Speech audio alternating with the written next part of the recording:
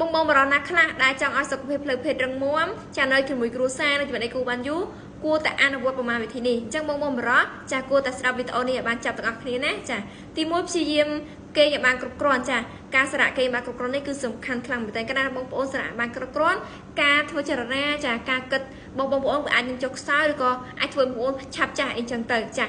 ទី2កុំ stress កុំធុញថប់កូនតានតឹងកុំតបប្រមាថចាព្យាយាមធ្វើអារម្មណ៍សុបាយរីករាយចាបង្កើតតំណែងជាមួយគ្រួសារជាមួយដៃគូបានច្រើនចាបង្កើតភាពស្និទ្ធស្នាលជាមួយគ្នាទៅកុំឲ្យមានអារម្មណ៍ថាធុញថប់ឃើញមុខគ្នាទៅអត់ចង់នៅជាមួយគ្នាអីចឹងទៅទី3ព្យាយាមញ៉ាំជាប្រភេទបន្លែបៃតងឲ្យបានច្រើនចាបន្លែប្រូតេអ៊ីនហ្នឹងគឺញ៉ាំបានច្រើនគឺល្អដល់សុខភាពបងទាំងអស់គ្នាមែនតើសម្រាប់បងបរោះណាចាទី4ការហាត់ប្រាណជាប្រចាំថ្ងៃមិនថាការខាត់យូហ្គាឬការរត់ទេគឺល្អសម្រាប់សុខភាពខ្លាំងមែនតើអាចធ្វើបងមានកម្លាំងរឹងមាំមួនអីចឹងទៅចាចឹងសម្រាប់បងបរោះដែលចង់ឲ្យសុខភាពផ្លូវភេទរឹងមាំនៅជាមួយគ្រួសារបានយូរគួរតែអនុវត្តប្រមាណចំណុចនេះ